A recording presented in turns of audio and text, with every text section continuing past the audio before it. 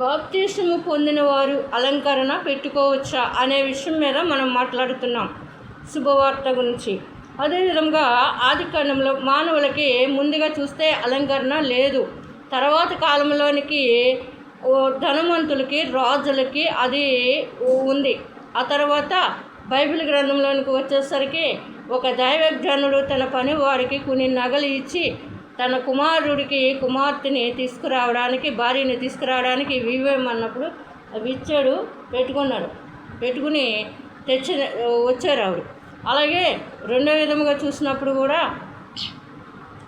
అలంకరణ అనేది ఒక నియమం పద్ధతిగా వచ్చిన తర్వాత కాలంలో కూడా అలంకరణ ఏం చేయబడింది అంటే, సంఘానికి కట్టడానికి ధనము లేనప్పుడు వారు సంఘము కట్టాలి అని చెప్పి సంఘము కొరకు ఏదో ఒకటి చేయాలని వారి దగ్గర డబ్బులు లేనప్పుడు వారి యొక్క గాజులు, చెవులు, ఇంకా బంగారు ఆభరణాలన్నీ కూడా తీసి అవి అమ్మి అవి మందిరాలు కూడా కట్టారు. ఇప్పటికీ కూడా ఆభరణాలు మందిరాల్లో వేస్తున్నారు, కానుకల పెట్టెల్లో వేస్తున్నారు. ఇప్పటికీ కూడా స్థలాలు కొనడానికే కాదు, ఇంకా చర్చిలు కట్టడానికే కాదు, స్త్రీలు ముక్కు పెడుకుంటే ముక్కు పెడక, చెవులు ఉంటే చెవులు ఇస్తున్నారు. వారి దగ్గర డబ్బులు లేకపోయినా అది వేరే విషయం. కానీ ఇప్పుడు అలంకరణ పెట్టుకోవచ్చా పెట్టుకోకూడదు అనేటువంటిది చూస్తే అనేకమైనటువంటి చర్చిల్లో కూడా ఇది చర్చిన్స్ అనే ఉంటుంది. అదే విధముగా అసలే అలంకరణ అనేది మరి మీరు తీసేస్తారు కదండి అని మీరు నన్ను అడగచ్చు. కానీ నేను ముందు నుంచి కూడా దేవుడు నాకు 2 సంవత్సరాల వయసులోనే దేవుడు నాకు బైబిల్ ఇచ్చాడు. నేను మారు మనసును పొందిన విధానాన్ని బట్టి నేను బాప్తిస్మం తీసుకున్నప్పుడు అలంకరణ అనేది నేను తీసివేశాను. నాకెవరు చెప్పలేదు, బైబిల్లో కూడా నాకు అంతగా తెలియదు, అయినా నేను అలంకరణ తీసివేశాను.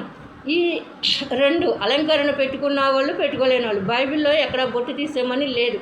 ఈ 2 రకాలుగా మనం చూసినట్లయితే, ఒకటి, క్రైస్తవులు అన్ని అలంకరణ పెట్టుకోవచ్చు.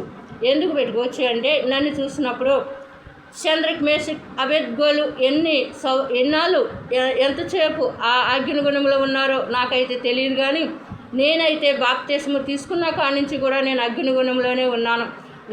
నా యొక్క భర్త చేత, నా యొక్క బిడ్డ చేత, నా యొక్క బంధువుల చేత, నా యొక్క ప్రజల చేత, ఏ ప్రజల చేత కూడా నేను ఒక విధముగా చెప్పాలి అంటే ఆవేదన పొందుతూ ఉన్నాను.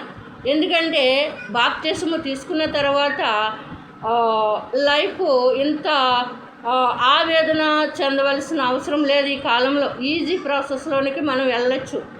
అయితే అలంకరణ అనేది ఇప్పుడు ఈ అలంకరణ గురించి అనేక మంది దేవునికి దూరం అయిపోతున్నారు.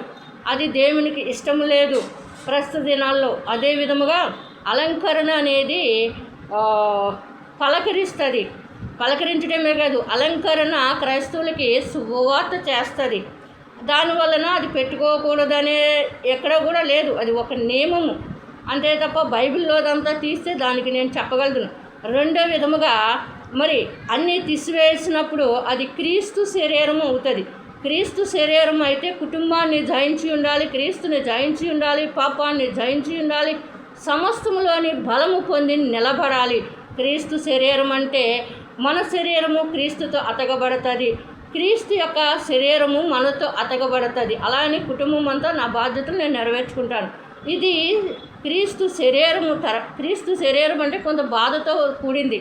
అందుకని ఒకవేళ క్రీస్తే కానీ మిమ్మల్ని మీ శరీరంలోనికి వస్తే, ఎందుకంటే ఎవరిని కూడా తీసివేసే వారిని తీయొద్దు అని చెప్పకూడదు. అలాగే ఉన్నవారిని ఎవరిని కూడా మీరు అలంకరణ తీసివేయండి అని చెప్పకూడదు. బొట్టు అనేది మీ మీద ఆధారపడి ఉంది, అలంకరణ అనేది మీ మీద ఆధారపడి ఉంది. మీ ఇష్టం. దేవుడు మీకు మార్పులు ఒక్కొక్కరిని ఒక్కొక్క విధముగా దేవుడు పిలుచుకుంటాడు. నేను నలగగొట్టబడ్డాను అలంకరణ వలన, అలా అని నలగొట్టవలసిన అవసరము ప్రస్తుత దినాలు లేదు. భర్త అనేది అలంకరణని ప్రేమిస్తారు తప్ప క్రీస్తు శరీరాన్ని కొంతమంది మాత్రమే ప్రేమిస్తారు. అందుకని కుటుంబాలకు దూరం అయిపోయి, బంధువులకు దూరం అయిపోయి అంత కన్నీరు, అంత బాధ అవసరం లేదని నేను చెప్తున్నాను. దీన్ని బట్టి అలంకరణ క్రైస్తవులు వేసుకోవచ్చు. ఎందుకంటే అది నియమమే తప్ప దేవుడు ఎక్కడ అలంకరణ వేసుకోవద్దు అని చెప్పలేదు. అలంకరణ అనేది ఒక్కొక్క దేశమును బట్టి, ఒక్కొక్క ఆ పద్ధతిని బట్టి అలంకరణ అనేది వస్తుంది. మన దేశంలో అలంకరణ పుట్టగానే ఇప్పుడు ప్రస్తుత దినాల్లో ఎంతో అంతో బంగారం పెట్టి బిడ్డలను తెచ్చుకుని బిడ్డలను పంపించుకుంటూ ఉంటున్నారు. ఆడబిడ్డలకి ఎక్కువ అలంకరణ పెడుతూ ఉంటారు.